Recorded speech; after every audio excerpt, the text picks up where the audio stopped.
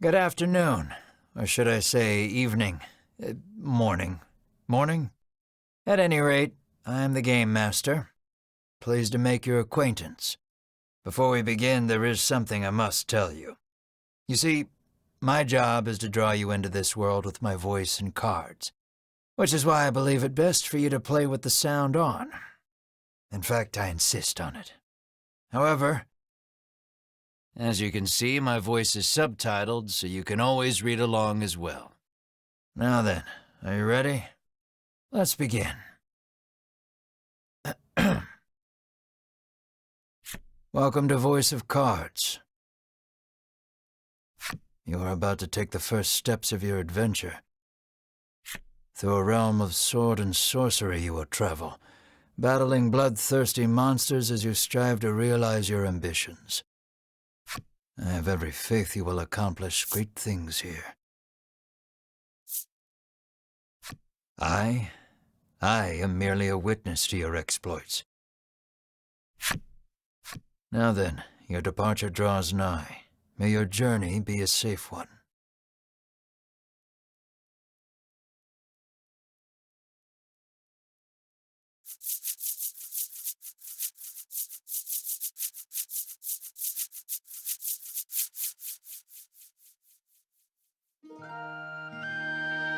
This is Castle Advent. Queen Nilla reigns over the kingdom from within its walls. 3 white-clad adventurers have gathered here at the Queen's summons. Present yourselves, O faithful of the Ivory Order.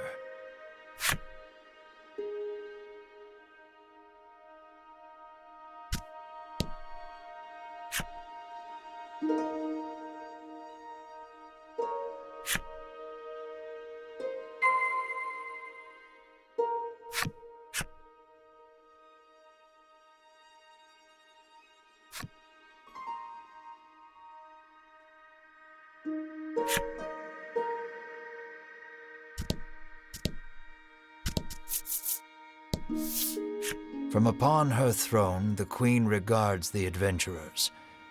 So you are disciples of the Order. The youngest of the 3 steps forward.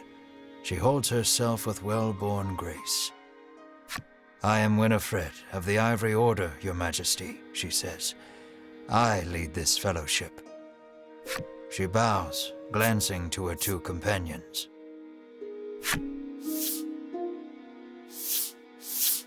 In response, the stern-looking one inclines his head and brusquely names himself Berwin.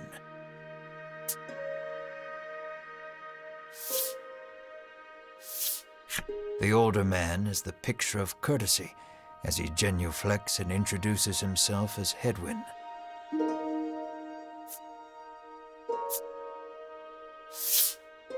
It is these 3 our story follows today. In other words, your party. The Queen acknowledges the fellowship with a nod. In a soft voice, she explains her errand.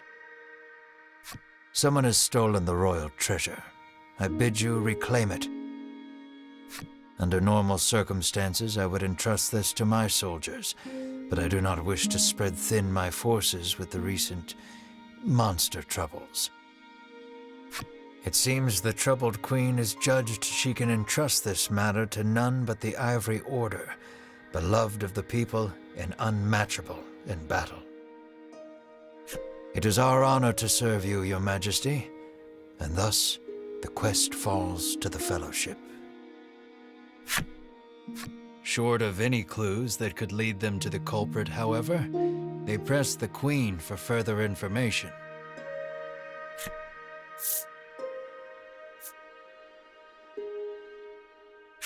The Fellowship asks the Queen what the royal treasure is. The Queen describes a bottle containing a certain liquid. Without it, she trails off, but the desperation in her voice suggests its loss could spell disaster for the kingdom.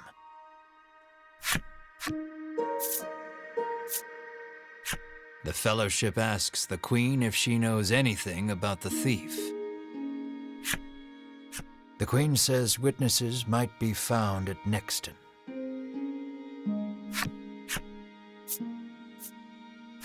Usually, one would expect recompense for this sort of undertaking. As demanding a reward would go against the tenets of the Ivory Order, you hold your tongue. The Queen, however, has already said she will reward the Fellowship with whatever they desire. It seems the royal treasure is just that important.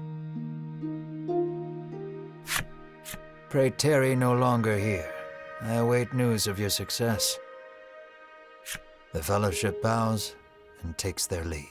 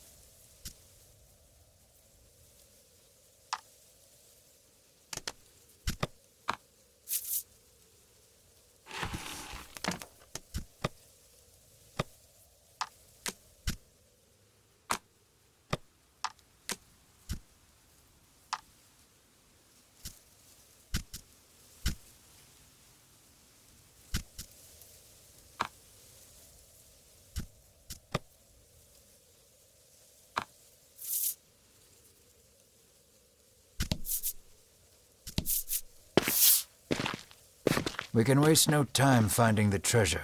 Winifred strides toward town. Wait, cries Berwin, blocking Winifred's path. A monster. You dare stand in our way? Hedwyn scowls at the foul creature. It lunges at the Fellowship.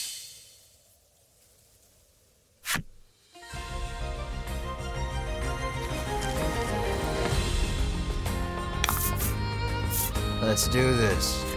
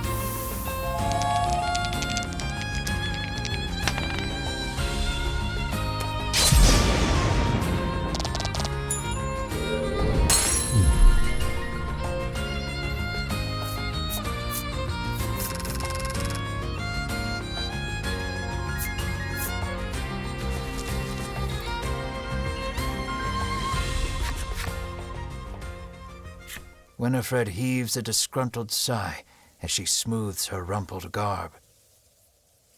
Showing no signs of weariness from battle, Berwin silently wipes the monster's ichor from his weapon. Hedwyn inspects the remains of their foe. The Queen spoke true, he mutters, his face masked in contemplation. Winifred gives a grim nod at his words. Mayhap the treasure's theft and the monster's behavior are connected somehow. First things first, the Fellowship needs to gather more information. To Nexton they set their sights.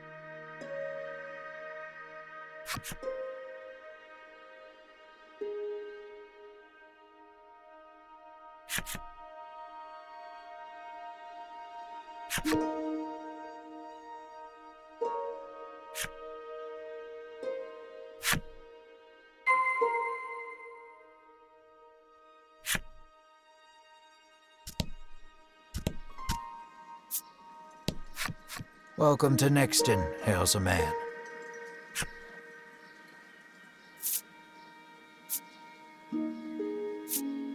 The Fellowship asks if he's heard anything about the theft of the royal treasure. The man's eyes widen. He leans close to Winifred and whispers something in her ear. Welcome to Nexton.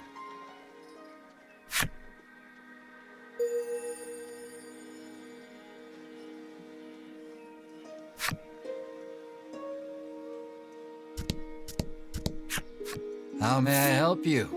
The proprietor inquires.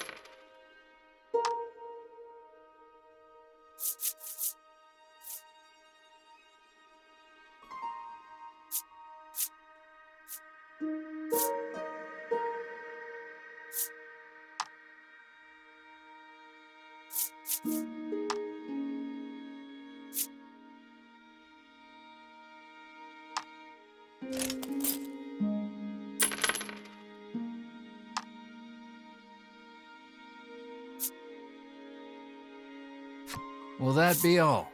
The proprietor asks.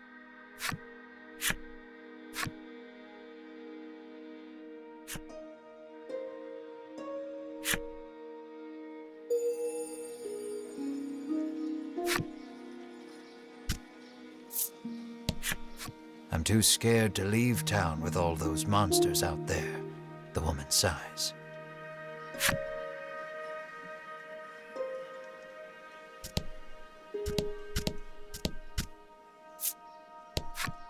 The man helpfully advises you take the opportunity to purchase equipment and curatives while you are in town.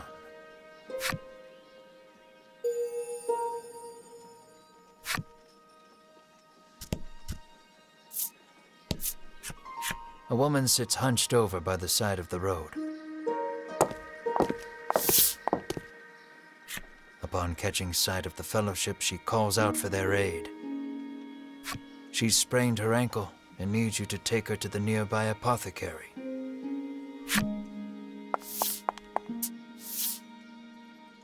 Winifred rushes to her and helps her up. Berwin lifts the woman onto his back, and the Fellowship sets out in search of an apothecary.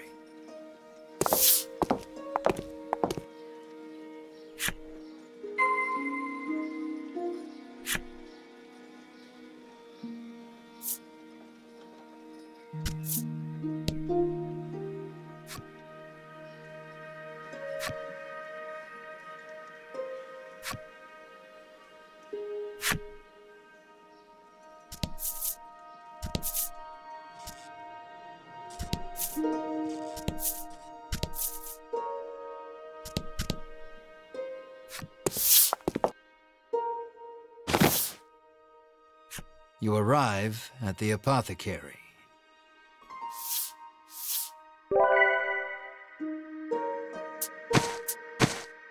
After taking a curative, the woman begins hopping up and down. Nothing holds a candle to Ivory Order medicine, she beams. She turns to the Fellowship, her eyes widening in surprise. You three. It seems she's only now realized the Fellowship are disciples of the Ivory Order. The woman takes each of their hands in turn, thanking them for their service. The Ivory Order is famous for providing medical supplies throughout the realm, and indeed the wider world. Every smile the Order brings to someone's face makes Winifred proud to be a disciple.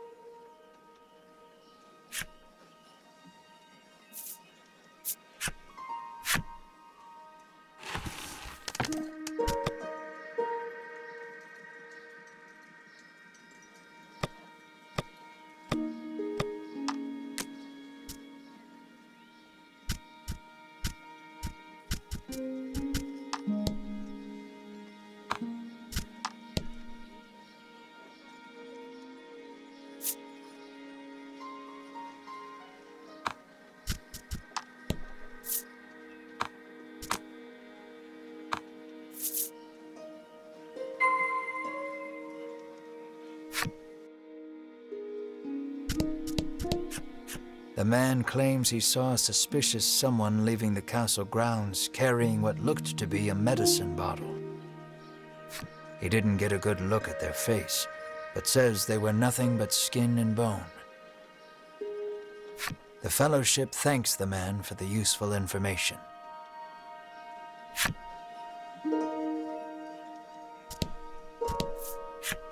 The woman begs the Fellowship for their autographs. She seems to greatly admire the Order. I know there's nothing to worry about with disciples of the Order here, she says, relief flooding her features. Upon asking, the woman says she was attacked by a monster outside of town. A strange creature, she says, nothing but bones, and it clutched a bottle of medicine as if its life depended on it.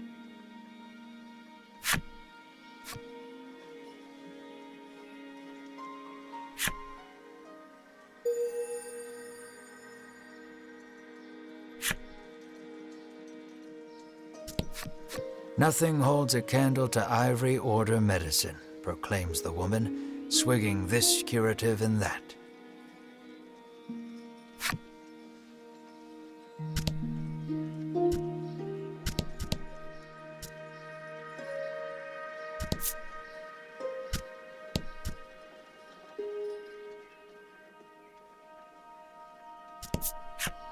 An innocent-looking young boy accosts the Fellowship. Want to play a game with me? He asks expectantly. In this parlor, you can play cards. The child rambles on, wheedling you. I'll give you this if you play with me.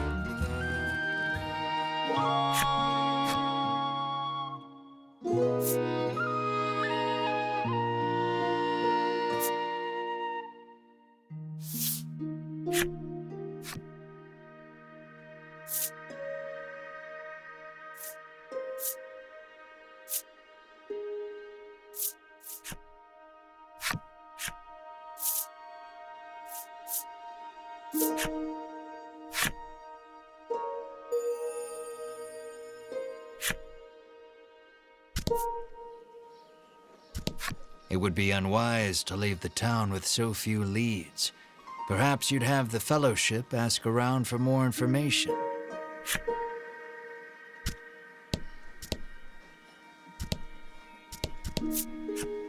Apparently, there's a monster lurking around the outskirts of town stealing medicine, and only medicine. Rumors claim the monster fled to the west. Thanks to the information gleaned from the townsfolk, the Fellowship is all but certain of who has stolen the royal treasure. The first clue was the Queen's description of the treasure, a small bottle containing a certain liquid. Then there's the bony figure seen fleeing town, the skeletal monster clutching the bottle of medicine, and the monster that fled west. From all that information, the Fellowship distills the thief's true identity.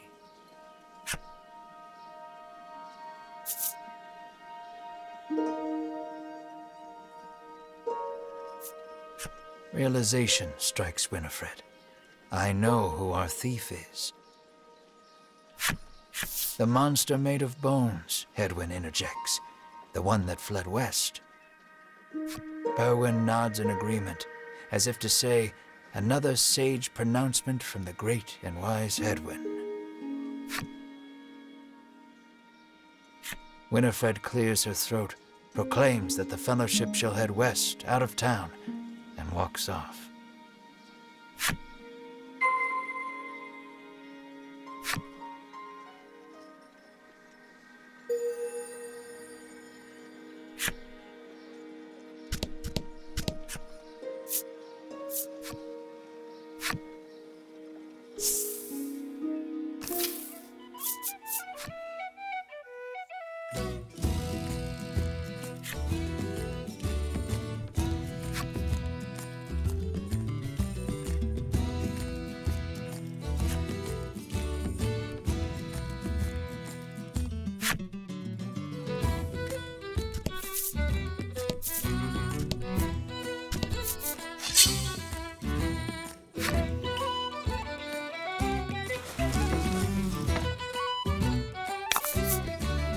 Don't hold back.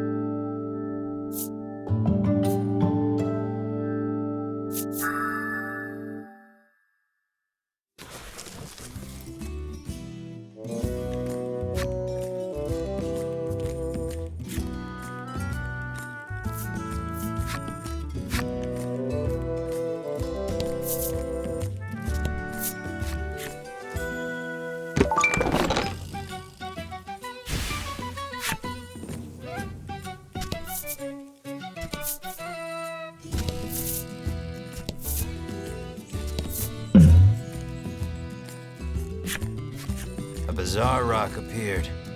It seems primed to explode.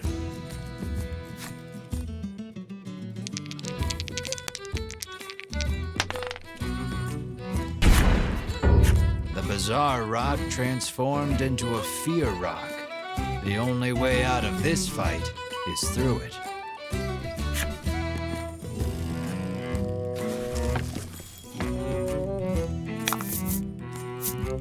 Don't hold back.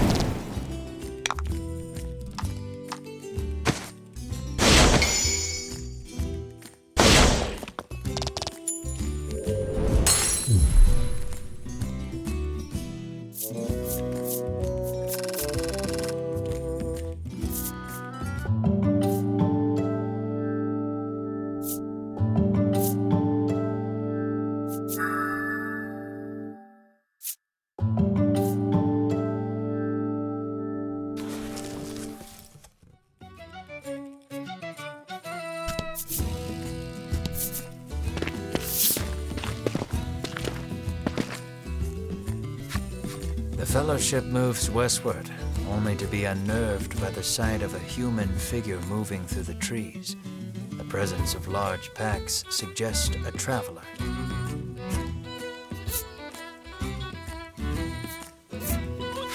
I beg your pardon, but did you catch sight of a monster fleeing west? Winifred inquires. He gives her a puzzled look. There's nothing out there but the sea, he says. That and a cave full of monsters on the opposite shore. I suspect you might find your quarry there. The Fellowship exchange glances and nod as if to say, then that is where we shall go. Alas, they will need a boat to cross the sea. The traveler hoists his packs, suggests the Fellowship speak to the fishermen on the western shore, and takes his leave.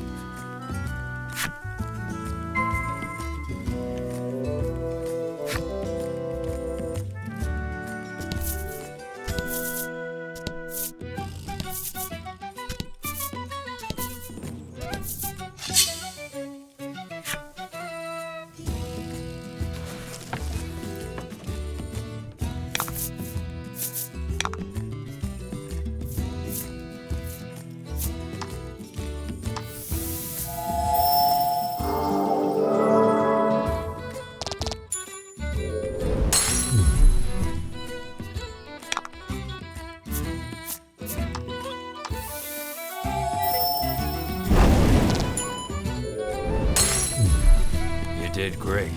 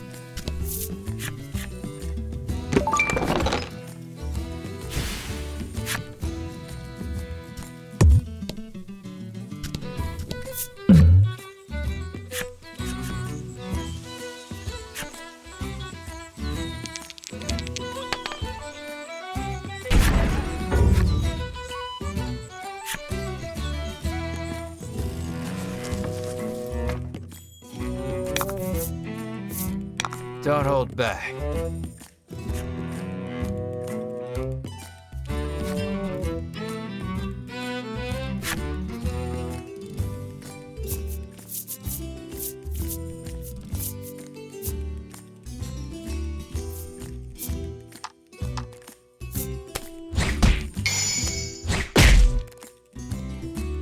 Fortune favors the bold.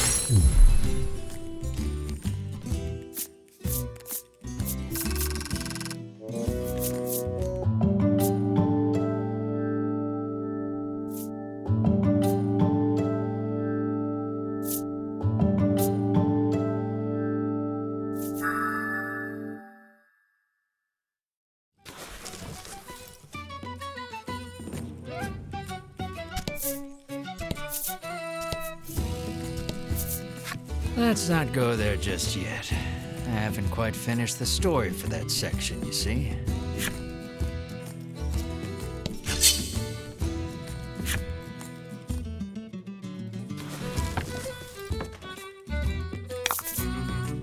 Let's do this.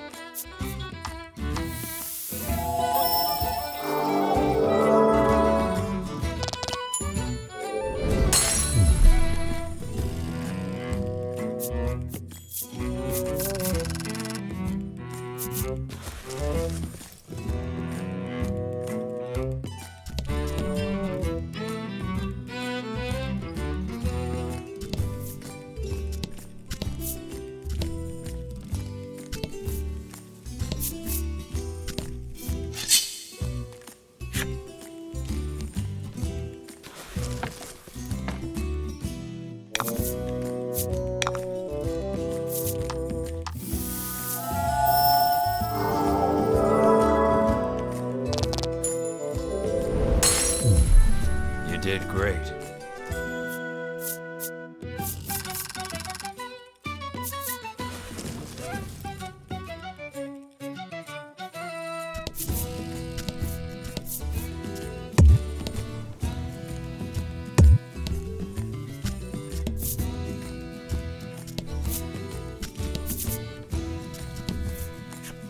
The Fellowship comes upon an anchored ship. Close by, a fisherman of exquisite physique hauls a net out of the water, his muscles rippling. This is no time for lustful reverie. Winifred races to his side and asks that he give the Fellowship safe passage aboard the ship. That vessel is cursed, the fisherman mutters, trembling. Night after night, it leaves port without a soul aboard, headed I know not where. Come morning, it is once again anchored here. This, to the fisherman's mind, is the result of a curse. His head drops into his hands. With but a single dispeller, I am certain I could lift it and sail away.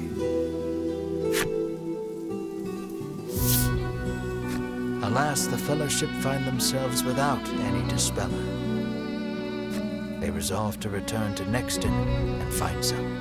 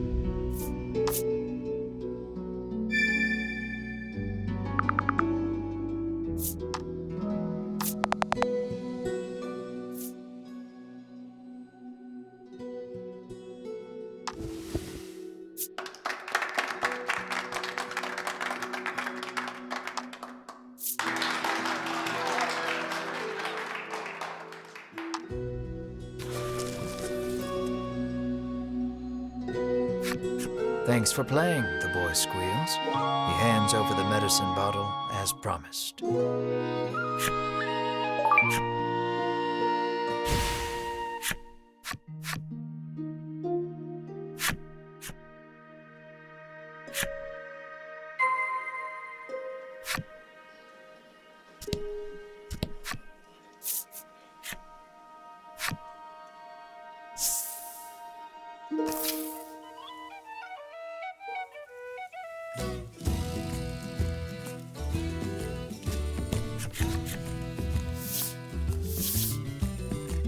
Winifred hands the despairing fisherman a dispeller and asks again for safe passage to the cave beyond the sea.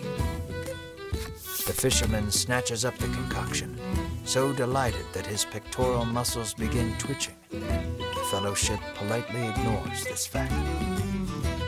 He opens the bottle and proceeds to douse the ship.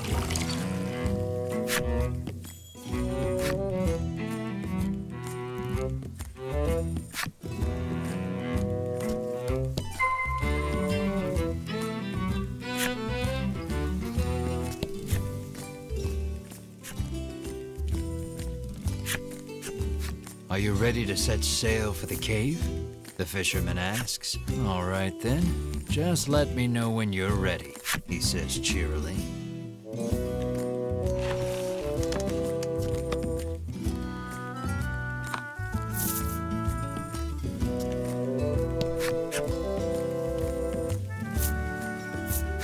Let's shove off then. He beckons you aboard.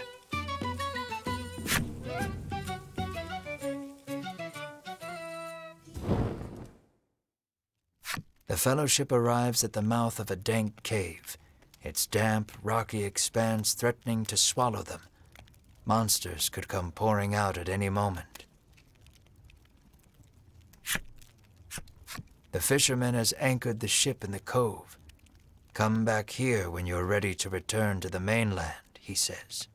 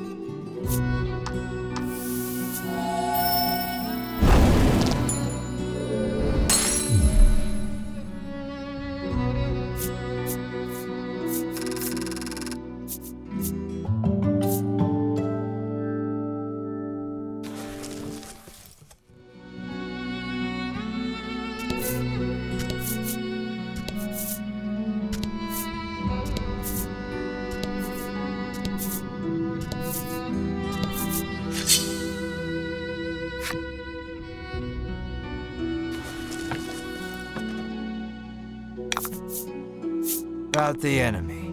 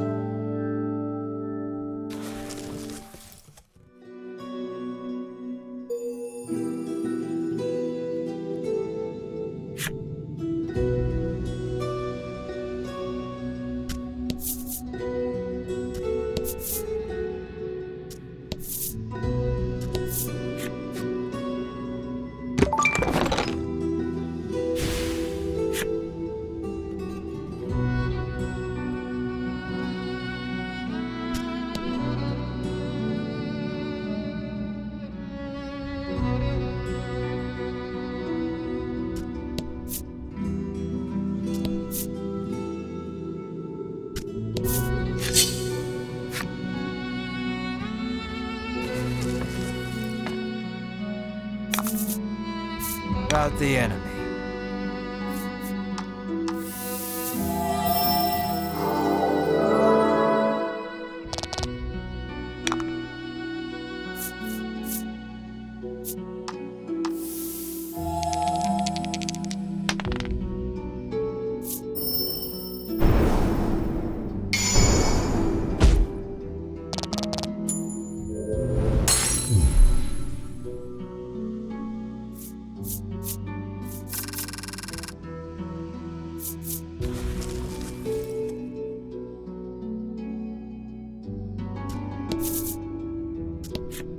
The door before you is shut quite tightly.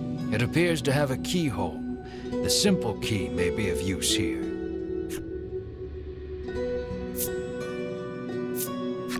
The Fellowship slides the simple key into the keyhole and turns it. The lock opens with a thunk.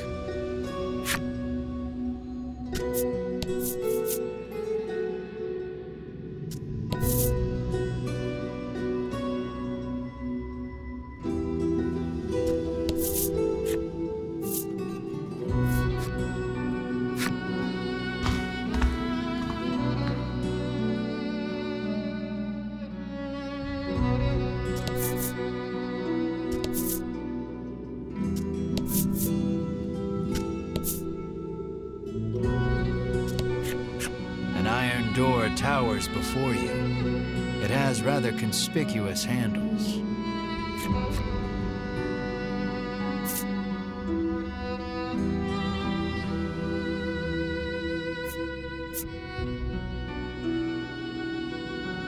Berwin pulls on the massive handles with all his might.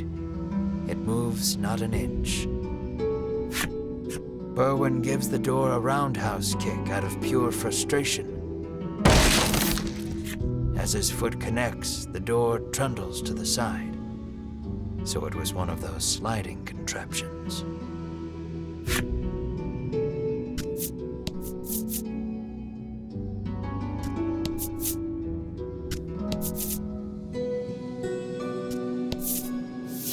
Something leaps out at the Fellowship from the darkness.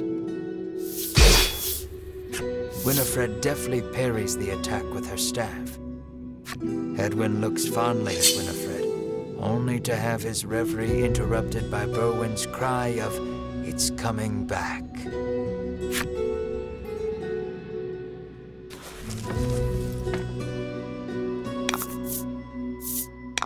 Don't hold back.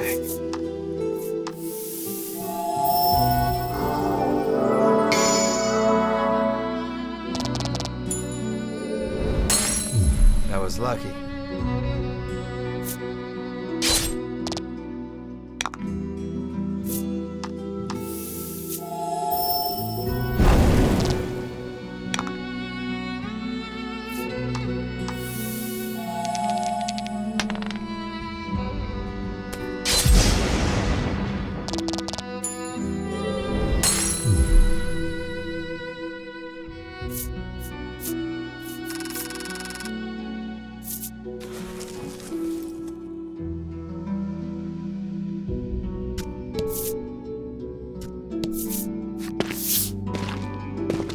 The Fellowship approaches the chest, only for a voice deep as an earthquake to echo through the cavern.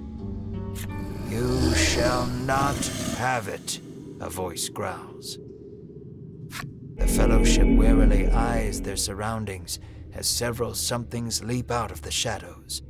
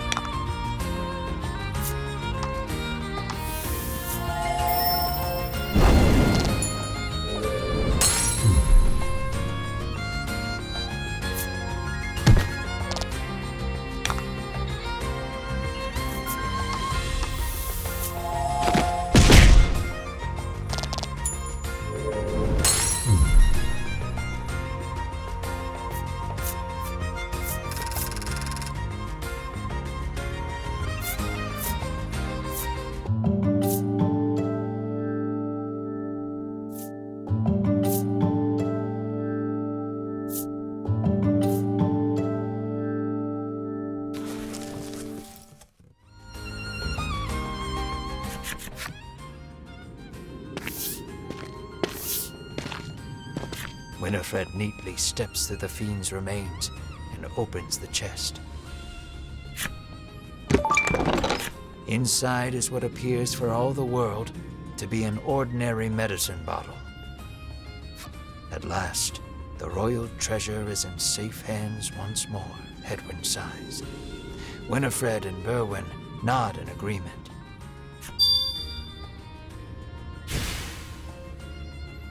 Treasure in hand, the Fellowship exit the cave, exulted.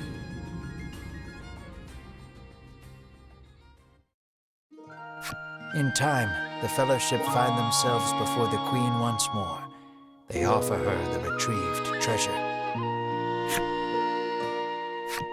As reward for the arduous task of returning our prized possession, I bid you name anything you desire, she proclaims.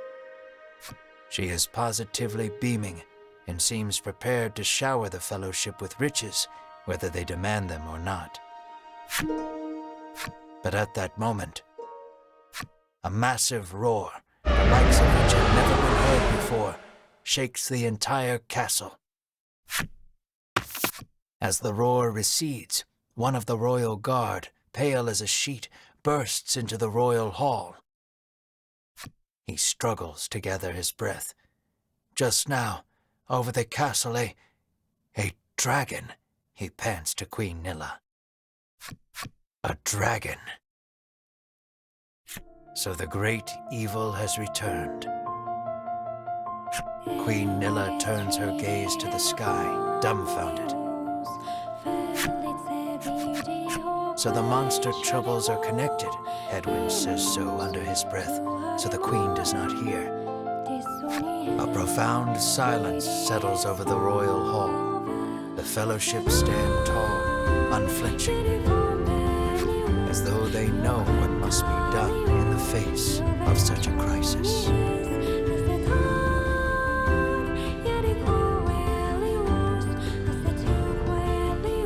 What will become of the land now that the dragon has returned? I'm afraid that will have to wait.